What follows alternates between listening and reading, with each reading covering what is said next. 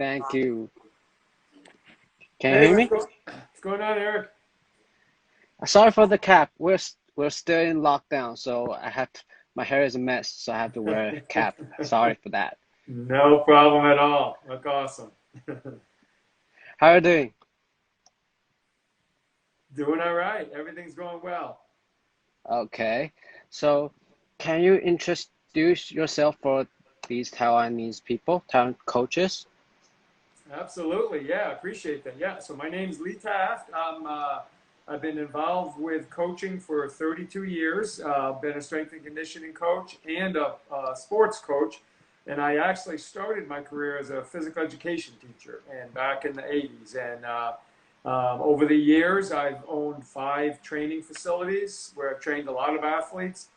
And predominantly now I spend a lot of time consulting with programs. I consult with professional teams and college teams and other sports performance facilities. So yeah, that's pretty much what I do now. Keep myself busy. Thank you. So I know you have talked about 7 movement patterns on your own Instagram. Can you talk a little about it? Yeah, that's a great question because that's a real important area to me. So the 7 patterns, so everybody kind of has an idea, is number 1 is linear acceleration. Okay, so short acceleration. Number 2 is max velocity sprinting. Number 3 is a lateral shuffle, much like a basketball player would do. Number 4 would be a lateral run, but probably a lot of people understand it as what's called a crossover. And then number 5 is a back pedal. Number 6 is a hip turn, which turns into, could be a shuffle, could be a lateral run or a turn and run. So it's pretty much opening your hips real quick, going backwards. And then the last one is jumping. Now, with those 7 patterns, we get a lot of variations, right? Because if we look at all the different sports and the positions of those different sports, people move differently, but it still has that same fundamental pattern of those 7 movements, which is basically your foundation. That's like learning the foundations, and then you expand from there. Yeah. So you just said about lateral run and like crossover. What's the difference? Yep. So really they're the same name, but the idea of what used to be taught and still is in the crossover is that the front foot kind of stays still and the back leg gets pulled across, which is not very efficient. That's not really what happens when an athlete moves. So the reason, because early on I used to call that movement a crossover, but I didn't teach it the way that most people did because that's not how athletes naturally do it. And from a biomechanical standpoint, it's very inconsistent with normal gait. So I started calling it many years ago a lateral run because that's more consistent. So what happens is the front leg opens as the back leg is pushing, and then the upper body can stay squared up towards the opponent or the ball, and then that back leg comes across, but that's while the front leg is open, because the front leg gets out of the way to clear a pathway for the back leg. Yes. So that's why I call it a lateral run. Okay, so I forgot I listened, I heard it on your Instagram or one of the podcasts. But since I heard it, I looked at the players in NFL when they do like change of direction instead of crossover, it's really like lateral run. Exactly. It's natural, right? Because you know what we have to do, Eric, is we have to always go back to human nature. Like if I'm afraid, if I get scared from somebody attacking me and I want to turn and run, I'm going to do the most efficient thing possible to get myself out of that bad situation. Or if I'm trying to catch someone. And so we have to look at how the nervous system makes us react and how we move accordingly. And that's how I started making sure that these movements were more based on human movement. Yes. So thank you for that. And I kind of want to ask, like, you talk a lot about movement on your Instagram, but what about weight training? Yeah, I love weight training. It's funny. So many years ago, I got known as the speed guy, Yeah. and so from a business standpoint, it made sense for me to really stay with that, and I understand it really well. But I love weightlifting. I love lifting. I love all different kinds of weightlifting. What it does for the athlete is it improves their ability to produce force. Yes. It improves their ability to absorb force. It keeps them stronger, like overall their ability to withstand injuries. So the strength training portion is really, really important. And plus, it's a really good confidence builder. But here's the thing. We got to look at this strength training as, especially when we're dealing with athletes who play another sport and they're not like, Olympic weightlifters or powerlifters. We have to use strength training to benefit the performance of that volleyball player or soccer or badminton athlete or whatever they play. Strength training has to benefit them for that purpose. Yes. So if it's for like power, if you're training power, what do you think would be the best? Acceleration or like Olympic lifting? That's a really good question. So acceleration is a skill that the athletes, excuse me, that the athletes have to develop. Like they have to develop the gait cycle of this Yes. really quick acceleration, and they have to develop the mechanics of the power that it takes to be able to accelerate from standing still. So that's one thing. Now, if I use Olympic weightlifting, my body is going to learn how to synchronize and be able to generate a lot of power very quickly. But that doesn't necessarily translate to me learning the gait cycle of Yes. linear acceleration. So I think the Olympic weightlifting definitely benefits the athlete because it improves their strength and their force output. But we have to make sure that we practice the skill of acceleration. If it's linear or lateral, we have to be able to have that gait down. That's why track athletes need to work on coming out of blocks so they understand the pattern and the stepping that takes place. So I think you do both. I think you use the Olympic weightlifting to become stronger, more powerful, Yes. and then you translate it better by doing acceleration. And the other thing, Eric, you can do is do like resisted acceleration. So use a band or a sled or something like that. That's also going to increase that power output. Like resistance run or like sled? Yep. Anything like that. Could be a resistance run, could be putting a band, like if you were my partner and you put a band around me and I accelerate for 10 yards and you just kind of resist me a little bit. Or I could use a sled or even running up a hill. Running up a hill is another form of resistance that allows me to work on my technique of acceleration. Thank you. Yep. And so when it goes to movement, like usually how long would you take for a session to teach the movement? Then after the movement, like sprinting, running, jumping after these things, and like how long will it take before you go to like weight training? You're talking about in one session? Yeah. Yeah. So typically at my speed academies, when I had my facilities, we trained for an hour. So I did about 30 minutes of movement training. So that was our warm up, our central nervous system, like quick foot drills. And then we did our speed techniques for the day. So I typically would focus on one, maybe two speed skills of those patterns, those 7 patterns. And I would do a couple different drills of each of those and really make sure the athletes, understood them and learned them. And then about halfway through, I went into my strength training. And then I did strength training for about 25 minutes, 20 to 25 minutes.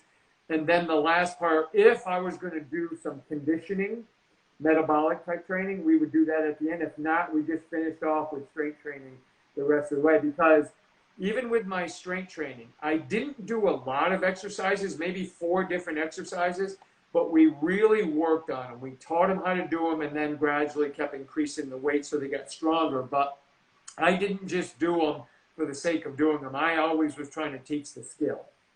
Okay. Yep. Okay. A few weeks ago, I remember you launched a same live broadcast talking about volleyball players should train max velocity, right? Yep.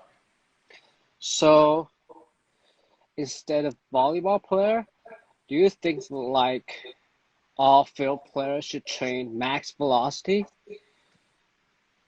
Yeah. See, I think every athlete benefits from max velocity sprinting because of the massive amount of speed that it requires to get on and off the ground. So it's not that I want my volleyball players or tennis athletes or, or field hockey or whatever the sport is. It's not that I want them to be great sprinters, because that's not what they do. But what they do is they benefit from the training of max velocity, the elastic quality of striking the ground. It builds stiffness in their foot, in their ankle complex, their lower leg complex, and having to bring my legs through so fast from the back down to the front and back around again, that develops my hips and my core. And so every athlete will benefit from it, even if they don't actually, max velocity sprint in the sport. So it's a benefit. When I was a high school girls basketball coach, we would sprint during the off season at least twice a week. But then when we got in season, we would sprint once every 7 to 8 days. And it was enough to keep us fast and keep them protected and really keep strong lower leg and foot complex. Yeah. So, but here's one thing, like the max velocity, Yep. the mechanic, like it's kind of like different from field athlete to really sprinter, right? Yes. I mean, you have to teach the field athletes about the mechanic. Yes, you're right. Yep. And what's funny is people think, sprinting is just going out and running. You just run. But that's why it takes great sprinters a long time to become really, really efficient top-level sprinters, because it's a skill. You have to learn to relax. You have to learn to hit certain positions and postures. So when you take a soccer athlete or a rugby athlete or American football or whomever, they're not used to really training the actual techniques of sprinting. They just sprint, like they get out there and they run. So if you just give them enough techniques so that they're safe and efficient, they'll improve over time. It's just you got to work on it, just like any other skill. Okay. So is there like a few points you'll be looking at? Yeah, definitely. So when I look at max velocity sprinting, a couple things I want to see is I want to see the leg that's coming from the backside to the front. When they come forward, I want to see that ankle or the foot coming forward at about the height of the leg that you're standing on. So it covers that knee. It goes like right over the top of that knee. So basically we're trying to collapse the knee joint of that leg coming forward, because it allows it to come through faster, and I can get it up higher to a good front posture position. So like we call it a block thigh. When that front thigh is up, it doesn't have to be at 90, but it's got to be up enough so I can strike down hard on the next stride. The other thing we want to see is I don't want the athlete to get stuck on the backside. So if they really push and over push and reach too much on the backside, and you start seeing the bottom of their foot facing the sky, that means they're pushing too long, they're getting extended. And what they need to do is they need to pull that leg through much quicker. So when they strike the ground, they got that sensation of quickly getting it back up and coming forward. And a great way to do that is doing like wicket runs or running over mini hurdles, where it forces them to lift their knees up quicker so they get off the ground faster. And then the last point is with their arms, it's important to understand that the arm, when it's coming from the front, so if my hand is up somewhere around my jaw level, and as I start to swing it back, that arm actually goes down. My hand goes down, my arm almost straightens out, not quite, but pretty close, then it swings back. But it's like a pendulum action, but you have to be able to let that arm open up because it corresponds with the opposite side leg that's straight. Okay. Okay. So if it's for field athletes, like the ratio between acceleration and max velocity, like how many times would you put on acceleration and how many times would you put on training max velocity? Because although like everyone says that acceleration is better, but it's like their posture was more like max velocity. Yeah, you're right. Exactly. So here's the trick to that. We know in order to get to max velocity, you have to accelerate. So acceleration is easy to get in because you have to start. And anytime they start within that first 10 meters, it's going to be pretty much acceleration. They're going to be, now, if I want to make sure their acceleration posture stays in a powerful push, in a lean, that's when I can add resistance. I can do chase drills with other partners that helps them push a little bit more. And I can use hills or sleds or things of that nature. Now, I would say every session that I'm going to do linear training, we're going to get acceleration in. But at least twice a week, I want to get max velocity in. So even when I'm doing max velocity, I'm still getting acceleration because I got to get up to speed. And that's where we'll do like flies, you know, maybe like a 30-meter fly or something like that.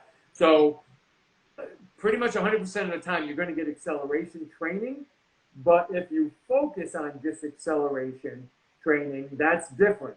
Because now I can manipulate, like I said, I can do band resistance, I can do hill work, I can do a number of different things. But when I want to go max velocity, then I can do like build-ups or flies. I can even work the technique of it, like, high knee runs or A-skips or things that help me with the posture. So you're going to dominate most of the time with acceleration, but at least twice a week, if you can get a couple good max velocity days in, you can start to really improve it. Okay, thank you for that. Yep. And I kind of want to ask about overspeed training, like using the band to help like with assisted run or assisted jumps. Yeah. What are your thoughts about those things? Yeah. No, I think it's funny. Years ago, they got really, really popular, and everybody was doing it, and they were finding athletes were getting injured, and athletes were not running the way that they normally would because it's kind of like running downhill really fast. You get scared. Yeah. You feel like you're going to fall, so you start kind of putting the brakes on. So acceleration, assisted run, acceleration or assisted sprinting has to be progressed so that the athlete starts to be confident enough to still run with their normal posture and not put on a braking mechanism, which is just natural. That's just a protective measure. So here's what I would do with that. Young athletes, I don't think need to do it very much initially. I think as they get bigger and stronger and more efficient with their running, then you can start to add it. But having said that, with young athletes, I've assisted them with short acceleration, like 5 yards, especially if they're a little bit weaker and they have a hard time pushing and getting going. All I do is I put a band around them and I just give them a little pull so that they can get into their gait cycle much quicker. Now, the other thing you want to do is if you're going to actually do assisted max velocity is you start them out with maybe like assisting them for maybe like, 2 or 3 steps. So give them a chance to get a build up, and then you start to pull them, and then you start to add maybe every couple weeks you can add like 5 meters and start building it up because it's such a different feeling for athletes that the minute they start putting their brakes on, or they feel like they're falling, and they start kind of leaning back and extending, now you're training the wrong technique. So you got to be really, really careful. And I'm a fan of it with the right people. You just got to do it with the right athletes at the right time, and you got to progress it the right way, because the gait cycle is so dependent on how much force I put into the ground. If I assist an athlete, they put less force into the ground because they don't need to put as much because they're getting pulled. So it kind of can change their force that goes into the ground and how quickly their gait cycle works. So you gotta be careful with it, but it can be effective for the right athletes. Yeah. How about assisted jump? Yes. Now that I think is very effective, because it can really train the elastic quality of the athlete. So there's a number of ways to do it. You can literally have the athlete hold on to like a squat rack. They can hold on to a couple poles, maybe a couple PVC pipes. They can hold on to something and help themselves jump quicker. Or you can take a band and attach it to like a chin-up bar that's way above your head. The benefit to those are that the athlete can hit the ground quickly and quickly return that energy back into an explosive jump. And that's very beneficial for athletes, especially if they did like a heavier lift or a heavier jump prior to the light jump, right? So I think you can get some really good potentiation of getting the muscles really turned on, and then go light and really explode up. But you don't have to do the potentiation. You can just do straight training with it. And the other thing it does, Eric, is if you have a young athlete that hasn't done a lot of jumping yet, it deloads them. So if they weigh, let's say they weigh like, 60 kilos or whatever, 120, 130 pounds, it makes their body weight lighter if you do some assistance, if you help them jump so they can hit the postures and the technique and be very quick off the ground, and then gradually take it away. So now they're handling more body weight and they have to use more force. So that's a really good progressive system that works well. Yeah, but here's the thing. Like, if we use the assisted jump with like bands, the force you apply into the ground was like smaller than we usually do. So does that really help us like jump higher? Or sorry. Go ahead. No, you can finish. So here's my thought. I think it was kind of like velocity-based training. Yeah.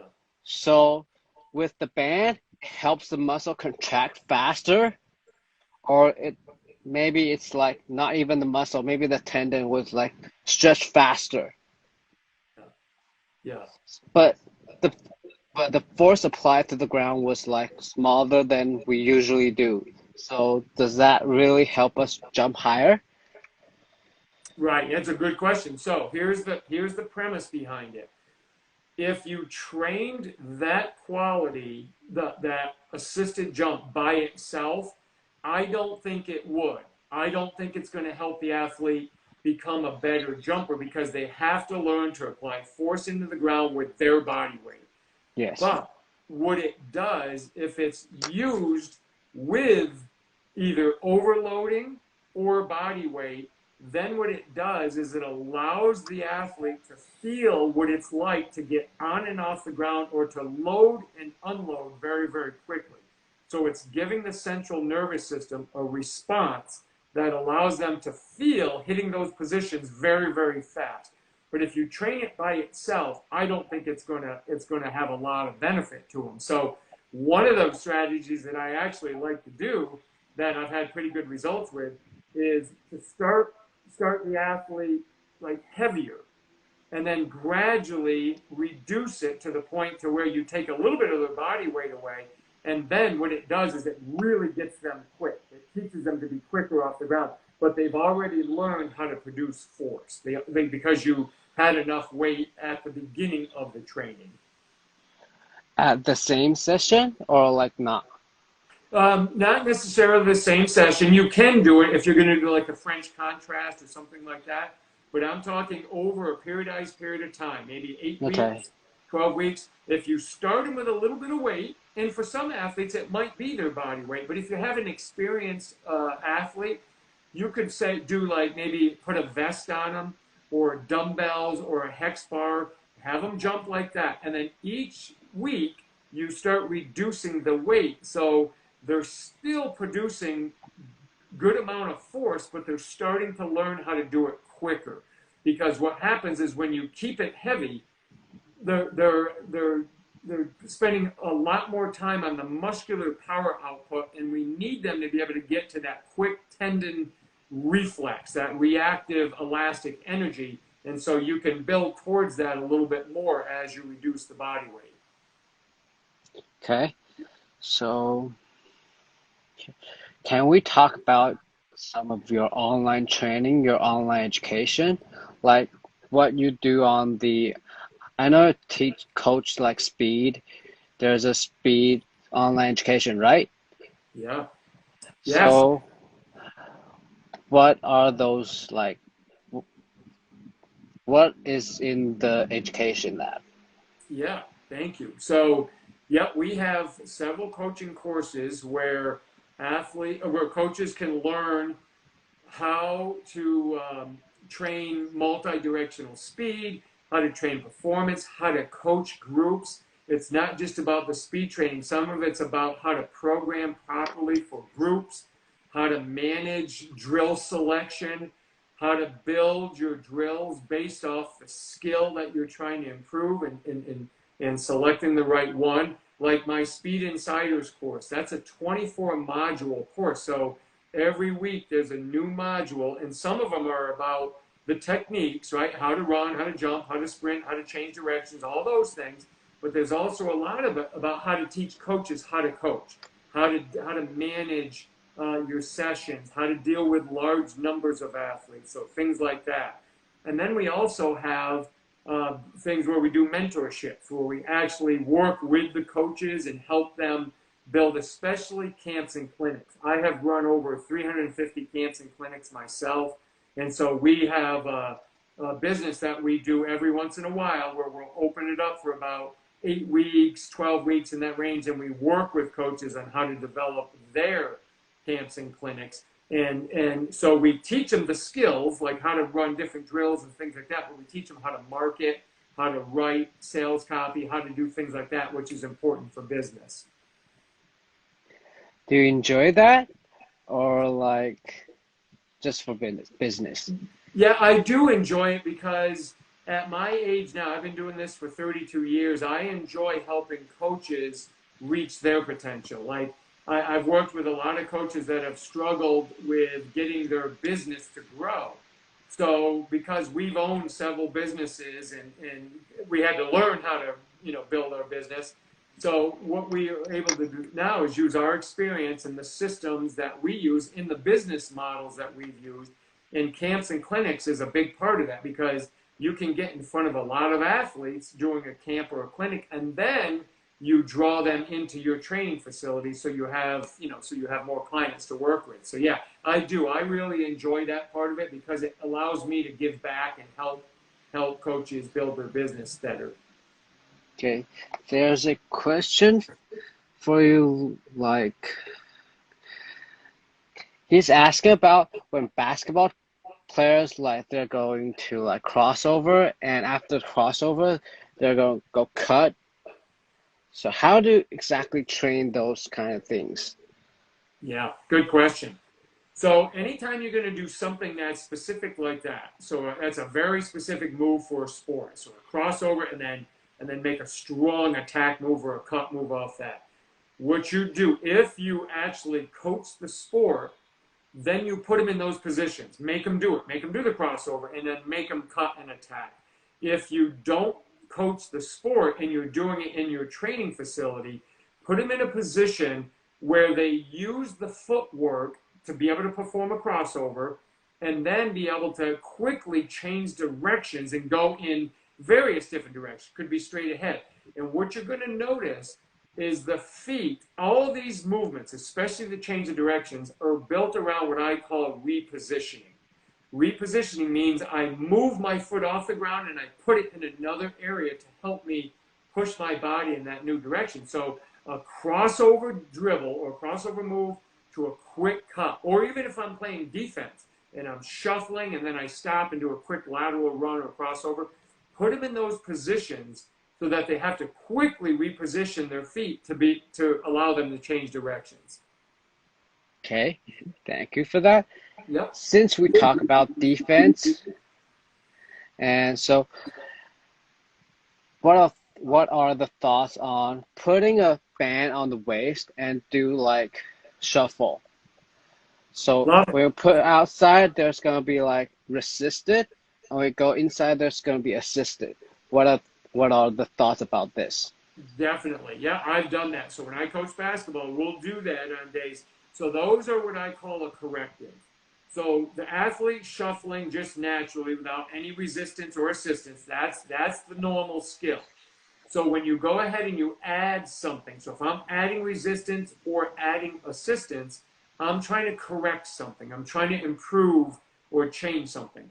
So by adding the resistance, I'm improving the amount of force that the athlete puts into the ground, and I'm actually improving the length of time that they have to improve that force. So the amount of peak power, so the highest amount of power that I can put out for that skill gets increased when I put a band around that. So that's a really good quality to train. Now, when you have an athlete that doesn't have a very fast lateral gait, so the shuffle is what we call a lateral gait versus a sprinting or a running gait. If they're slow on that, I typically don't resist them. What I'll do is I'll assist them. So I'll put it around and I'll kind of pull them through the first step or two and then let them go from there, because it helps to quicken the lateral gait. So it gets them through it faster. So I think the band stuff is a great way to do it, and it's very easy to do with a team. Yeah, sure. But do you like put these things together, like just like go out and go inside, go outside and go inside? No, not typically. If I'm going to do assistance training, it's going to usually be because I have to do it. Somebody really needs it. Most of the time I'll do resistance because I want them to continue to develop that strength in their hips, their power. And here's the other thing, Eric, which is important for everyone to understand. When you add resistance, I can actually reduce the incidences of injuries because it's just pushing. It isn't going too fast. And so I can actually, some days when I wanted to recover my athletes, I would do a little bit of resistance stuff, just a couple reps to get them pushing. It increases blood flow, increases power, but it doesn't increase the speed. So the chances of like a groin pull or an adductor or something like that really goes away. So it's a great way to help them. Okay, so there's one more question from the audience. Great.